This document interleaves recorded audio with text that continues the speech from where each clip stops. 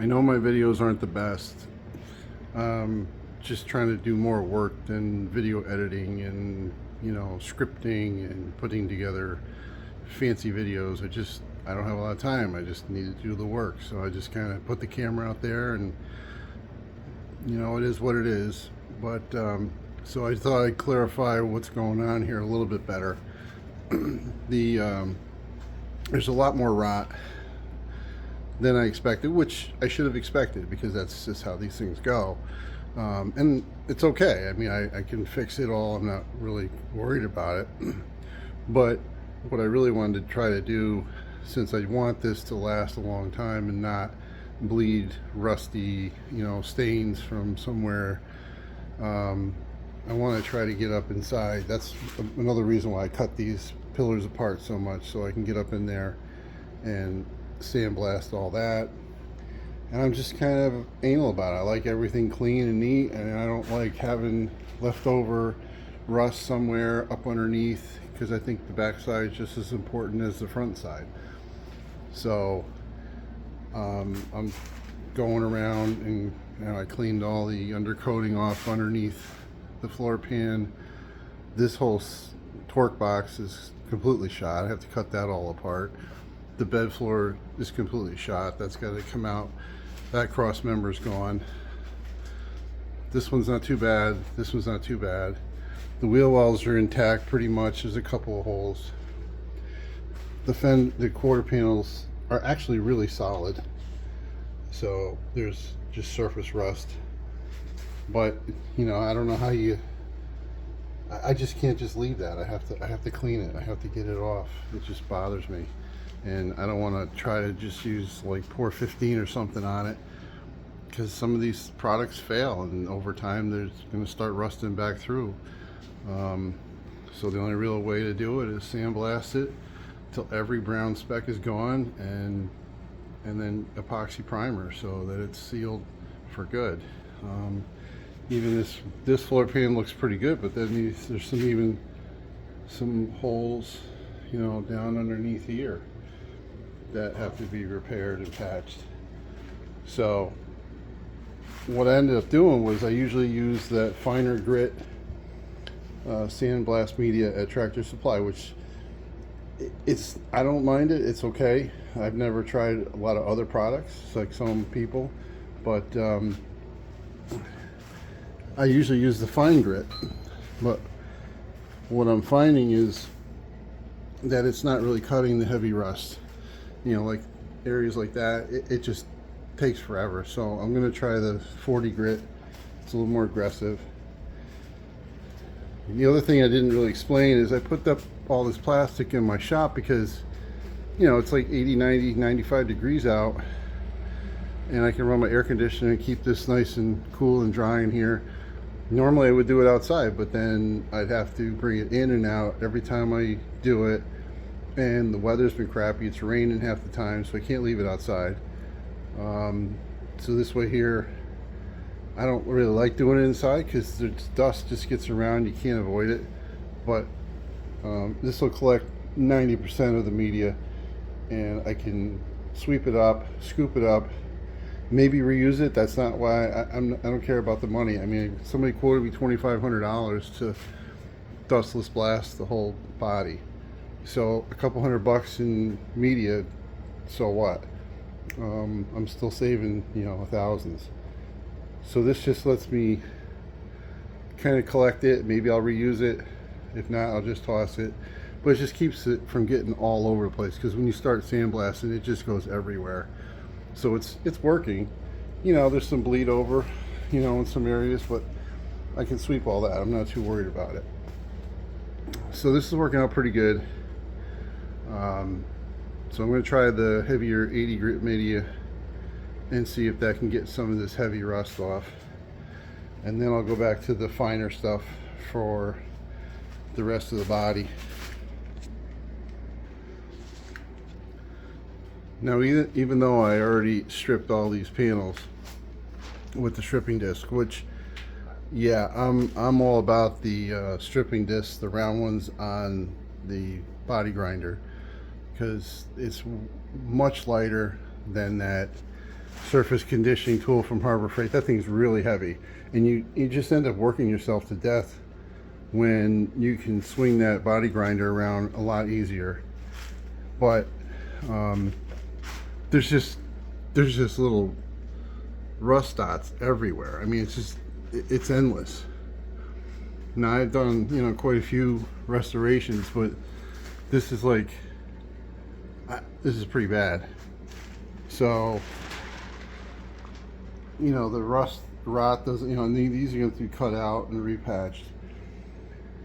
So with the fine media, I think I can go around and just kind of gently blanket all this with the sandblaster and try to get some of all these dots and rust dots out, because they're just everywhere. And where there was a scrape in the paint, you know, there's a rust spot. So I think that's what I've done before. It works pretty good, but it's just a lot of labor, but it can get done.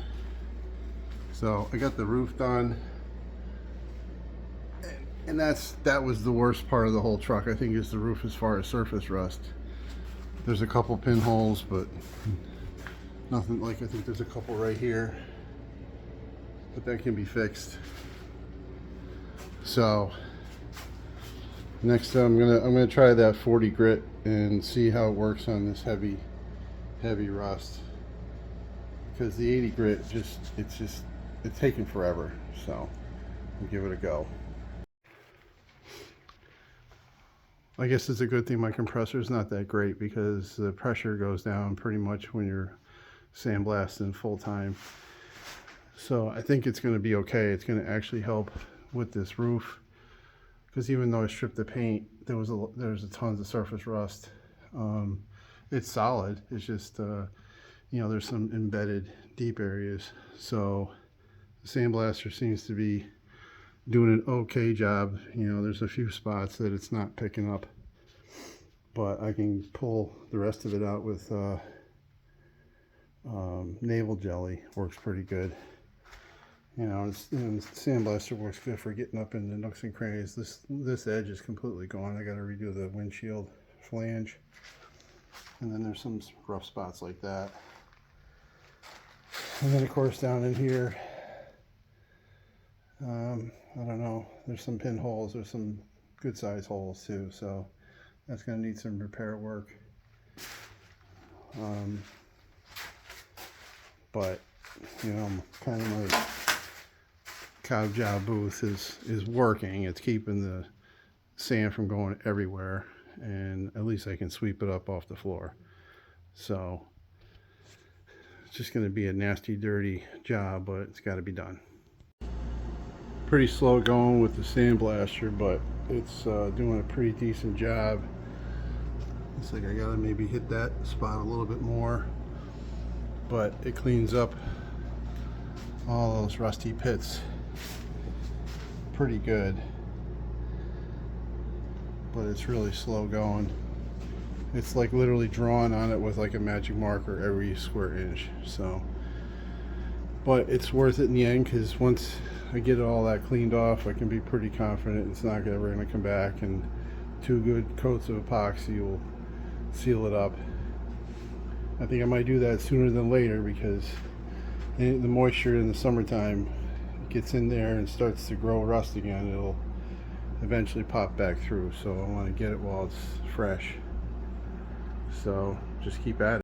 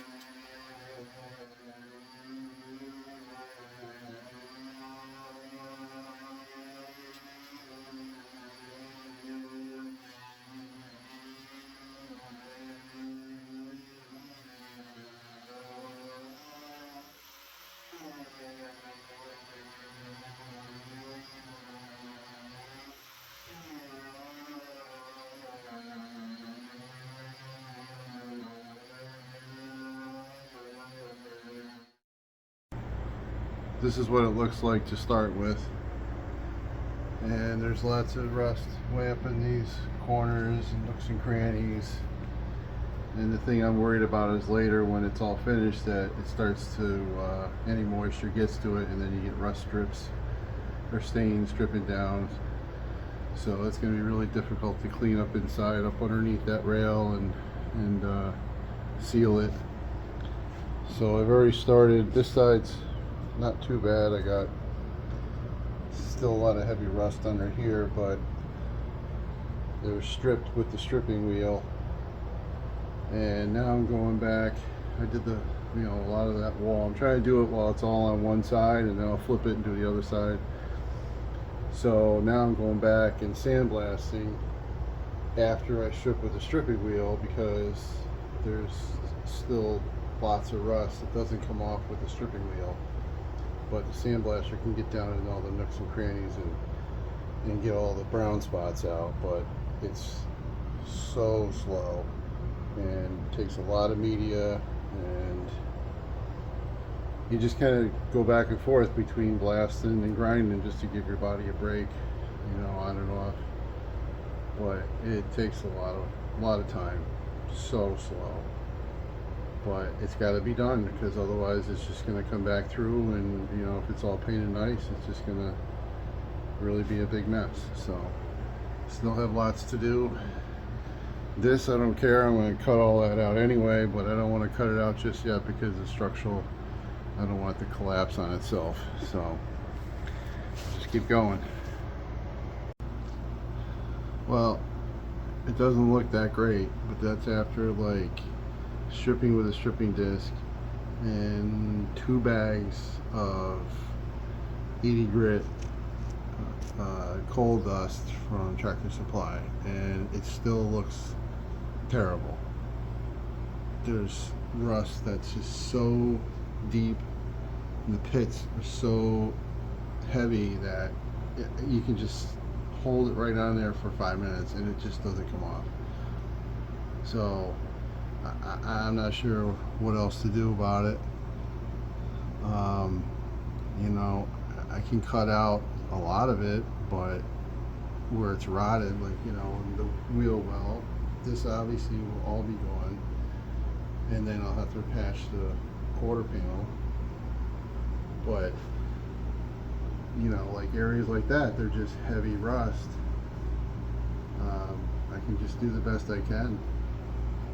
And then like up underneath there, I don't know, it's so heavy that I could spend days trying to strip it and clean it, and I'm not sure if that's even going to be good enough. So I think at this point, I was planning on maybe doing a double wall sides anyway, so it'll cover that up. Not that I'm covering up the rust. I'm going to do the best I can and then heavily epoxy it to seal it, and hopefully that can hold it back for at least another 20-30 years.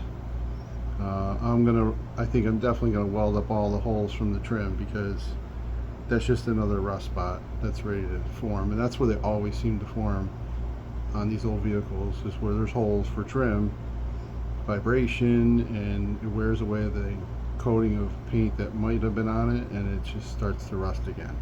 So I'm not even halfway done with the bed inside wall, and then I also have underneath to clean, and then I still have to start stripping this side and sandblasting.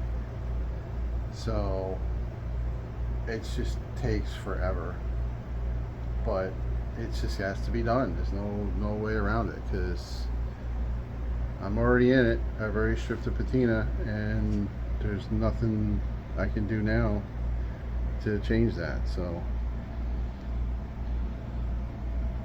just have to keep going, and at least I got some screen now. I can maybe pick up some of the sand or the coal dust and screen it so I can reuse it. I've already gone through, I don't even know, 6 bags of media, and I only have a couple left, so it's everywhere. which I knew that. It's not like I didn't know that was going to happen, but it's just going to be a huge cleanup project after this is done. So, but it's too late now. We keep going.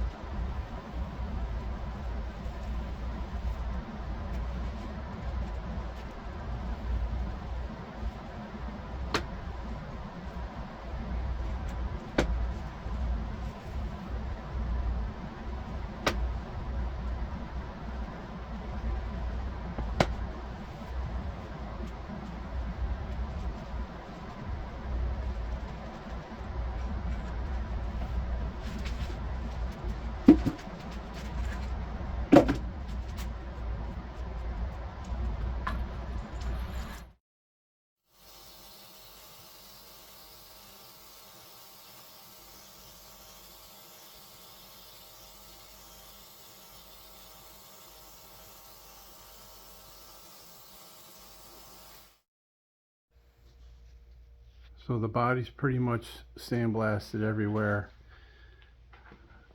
There's a lot of rot, but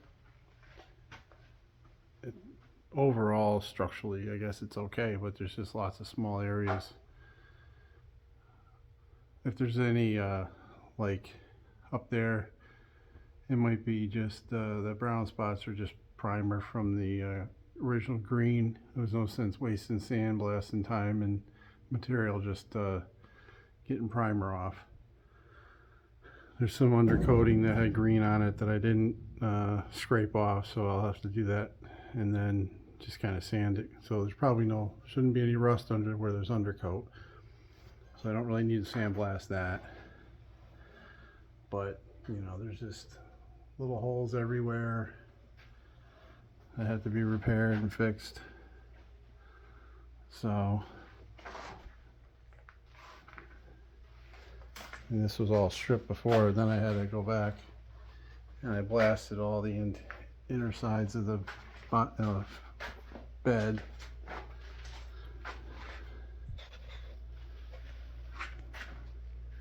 The back panel. And I got the insides of the rear bed sides all up and in there. And these supports. Now the bed floor is coming out. That torque box is going to get replaced. I'll probably build a new cross member because that's got some rot in it in a few spots. It looked like it was pretty good, but I tried to get up inside all these cross members and rear tail panel the best I could, but it was really thick rust. And I tried to get this cross member here pretty good, but down inside there it's, you know, still rotted. So when I take this piece apart here, it'll probably show more rot inside there. You can see there's a whole big hole.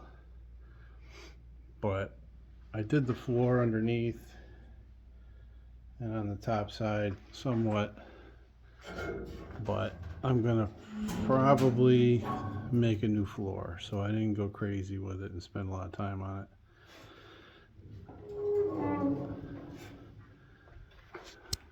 I'm thinking of filling in the grill.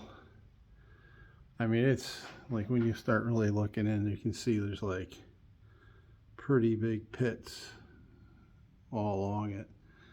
So I'm thinking of just taking it and smoothing it off, cutting it out, smooth it out, because it's going to have an AC unit inside, and it's not going to have fresh air inlets anyway, so there's no real point in having that air intake plenum.